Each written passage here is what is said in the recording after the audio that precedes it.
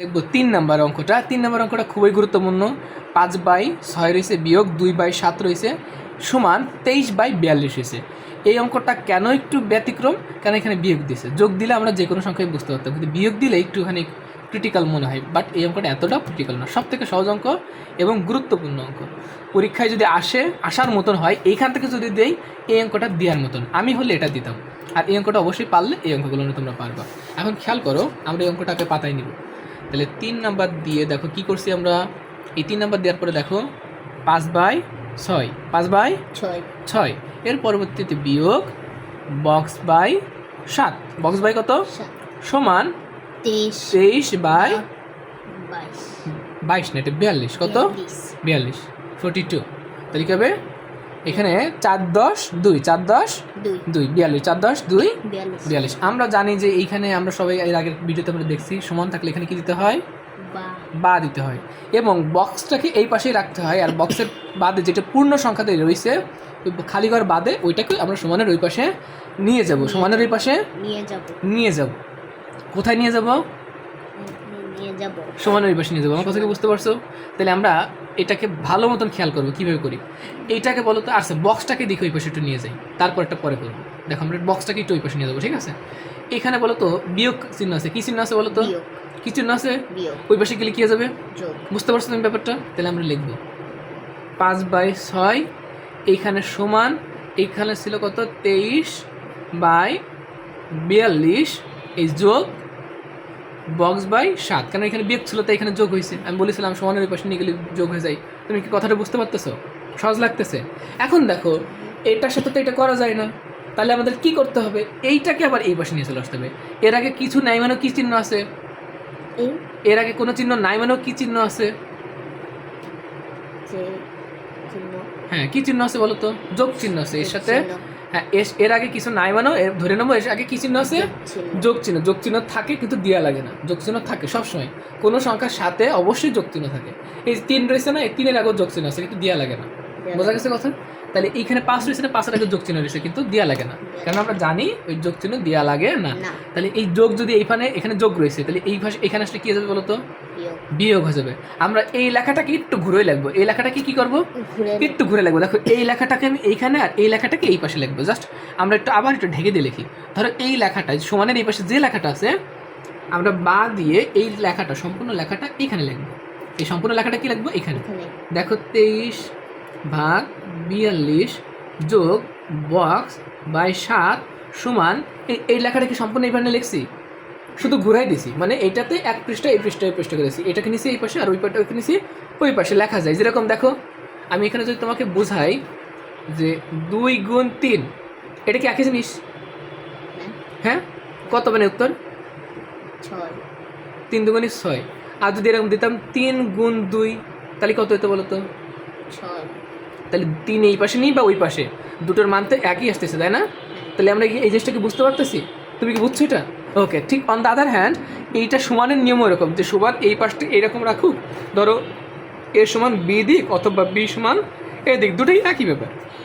যে ধরো স্বপ্ন সমান দন্ত সাথে অনেক কিছু হয়, আমি বলবো না, ঠিক আছে? হেসো না তুমি। এখানে এখন কি করব, এটা আমরা এই পাশে নিয়ে যাবো 5/6, বুঝতে পেরেছো?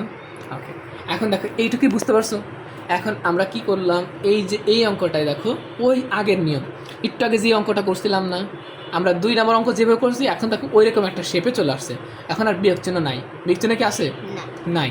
এখন আমরা কি করবো, এইটাকে ওই পাশের দিকে নিয়ে চলে যাবো। এটা কি করবো, ওই পাশের দিকে নিয়ে চলে যাবো। কি করবো বলো তো? বা দিব, বক্সটা এখানে রাখবো, বাই 7 সমান 5/6। এই যা ছিল এটা রাখছি, এই বক্স এখানে রাখছি। এর আগে যোগ চিহ্ন থাকলে দেওয়া লাগে না। এর আগেও কিছু নাই মানেও যোগ চিহ্ন আছে। এই যোগ চিহ্নটাকে আমরা ওই পাশে নিয়ে চলে যাবো। তাহলে যোগ চিহ্ন ওই পাশে নিয়ে গেলে কী হয়ে যাবে? তাহলে বিয়োগ কত লিখবো বলো তো? 23/42। তুমি কি এইটুকু বুঝতে পারছো? ওকে, এইটুকু যদি বুঝে থাকো, দেখো এই অঙ্কটা এখন আমরা কী করবো, এই সব ভুলে যেয়ে এই অঙ্কটাকে লসাগু করবো। কী করবো? হ্যাঁ, এই ভগ্নাংশের বিয়োগটা করবো। দেখো কীভাবে ভগ্নাংশের বিয়োগটা করে। আমরা জানি এইখানে আগে 6 আর 42, 6 আর কত 42-এর লসাগু করবো। কত দিয়ে যাবে? 2 দিয়ে যাবে। কত দেয়? 2 দিয়ে। 3 দুগুণে কত? 6। আর এই 42-এর অর্ধেক কত বলো তো? 4। হ্যাঁ, 21 দুগুণী কত? 21 দুগুণে 22, বলো তো কত? 42, 21 দুগুণী কত? 42, 42। তাহলে আবার দেখো করাচ্ছে, এবার কত দিয়ে করাচ্ছে? 3 দিয়ে করাচ্ছে। কত দিয়ে? 3 দিয়ে, 3 দিয়ে। 3 অক্ষে 3, 3, তাহলে একটার সাথে গেল। আর 3 সাথে 3 সাথে 21, 21। তাহলে আমরা এখন মান পাইছি, আর করা যাচ্ছে না, কারণ 1 তো বাদ আগেই, কারণ 1 বলেছিলাম যে 1 থাকলে লিখতে হয় না। তাহলে এখন লিখবো লসাগু। কি লিখবো? লসাগু, ল সা গু, গু। কত কত আছে? 2 গুণ 3 গুণ 7। তাহলে এখন 3 দুগুণী কত? 6 ছয়। গুণ 7। 6 সাথে কত? 42। আমরা তাহলে লসাগু কত পেয়েছি? 42, লসাগু পেয়েছি আমরা, 42, এই দেখো 42 লিখলাম। ওই আগের নিয়ম, তাহলে যে ফলটা পাবো ওইটার সাথে ভাগ, এই যে হর, ঠিক আছে? 42 ভাগ 6 কত পাইছি বলো তো? 6, তাহলে 6 সাথে, 42, তাহলে এইটার সাথে গুণ হবে উপরেরটা, তাহলে কত বলো তো? 5 সাথে, 35, তাহলে এখানে কত আসবে বলো তো? 35, তুমি কি বুঝতে পেরেছো? এই তো আমরা 35 পেয়ে গেছি। আবার দেখো এখানে কি চিহ্ন আছে? বিয়োগ, তাহলে এখানে কি চিহ্ন হবে? বিয়োগ। বিয়োগ। এবার 42 ভাগ 42 দেবো, তাহলে 42 ভাগ 42, 42 কত আসবে? 1। 1, এই 1-এর সাথে গুণ কত হবে? ওই 23। তাহলে এই 23 গুণ করলে কত হলো? 23 অক্ষে 23, 23 অক্ষে 23, এই 23 লিখলাম। এটুকু বুঝতে পারছো? এখন আমরা এখানে বিয়োগ করবো, দেখি। এখন আমাদের বিয়োগ অঙ্ক, তুমি তো জানো বিয়োগ কীভাবে করতে হয়। আমরা এখানে এইটুকুর মধ্যে একটু বিয়োগ করবো, দেখি যে 35 বিয়োগ 23, তাই না? 3 এসে কত হলে 5 হবে? 2 হলে। আর 2 এসে কত হলে 1, এই 3 হবে 1 হলে। তাহলে এখন কত এসে বলো তো? 12 আসছে। কত আসছে? 12। আর এখানে কত আসছে? 42, কত আসছে বলো তো? 42, তুমি কি এইটুকু বুঝছো?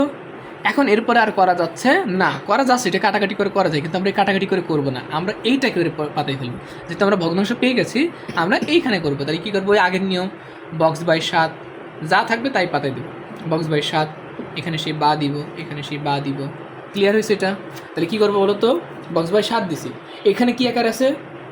ভাগ, ওই পাশে গেলে কী হয়ে যাবে? গুণ, তাহলে গুণ আকারে যাবে। তাহলে কী আকারে যাবে এই পাশে? গুণ। তাহলে এখানে বা দিব, এই বক্স দিলাম, সমান এখানে ছিল 12 আর এখানে আছে কত? 42। এখানে গুণ কত হবে? 7, 7। কত হবে 7, বলো তো? এই 7-এর সাথে এই 42 কাটাকাটি করলে কত হয়? 6 সাথে 42, 6 সাথে যেহেতু 42 বড় তাই নিচে 6 লিখছি। 6 সাথে 42, 6 সাথে কত? 42, এটা কি বুঝতে পারছো? এখন বলো তো 6 সাথে কত গুণ করলে 12 হবে? 6 সাথে কত গুণ করলে? হ্যাঁ, 6 সাথে 2 গুণ করলে 12 হবে। তাহলে আমরা কিন্তু এই অঙ্কটাও পেরে গিয়েছি। তাহলে এই ভাগ করলে 2 হচ্ছে। তাহলে এখানে বক্স দিব, এখানে অতএব দিব, এখানে আবার বক্স দিব, এখানে আবার বা দিব, কারণ এগুলো আমাদের বক্স অলরেডি চলে আসছিলো, তাই না? এই জন্যই। তাহলে এইখানে এটাই হচ্ছিল কি? উত্তর। এটা কি? উত্তর। উত্তর। এখানে ডিটেলস লেখা আছে যে কীভাবে এই অঙ্কটা করছি। এই অঙ্কটা একটু বেশি গুরুত্বপূর্ণ, এটা একটু গুরুত্ব সহকারে দেখবা। আর এইটা এখন আমরা যে অঙ্কটা করতেছিলাম সেটা ছিল সাধারণ ভগ্নাংশের অঙ্ক। এইটার পৃষ্ঠা নম্বর ছিল 102। বোঝা গেছে কথা? এটা আমাদের ডিটেলস এখানে লেখা রয়েছে। আর এই জিনিসটা ভালো মতন জাস্ট প্র্যাকটিস করলে তুমি বুঝতে পারবে। এই ভিডিওটা দরকারে বারবার দেখবা, যদি না বোঝো আমাকে আবার জিজ্ঞেস করবা, আমি তোমাকে আবার এই জিনিসটা দরকারে বুঝিয়ে দেবো। এখানে যদি তোমার বুঝতে কোনো জায়গায় অসুবিধা হয় তুমি আবার আমাকে জিজ্ঞেস করবে, অথবা এই ভিডিওটা আবার বারবার দেখবা। ওকে, দ্যাটস ইট। Okay, close.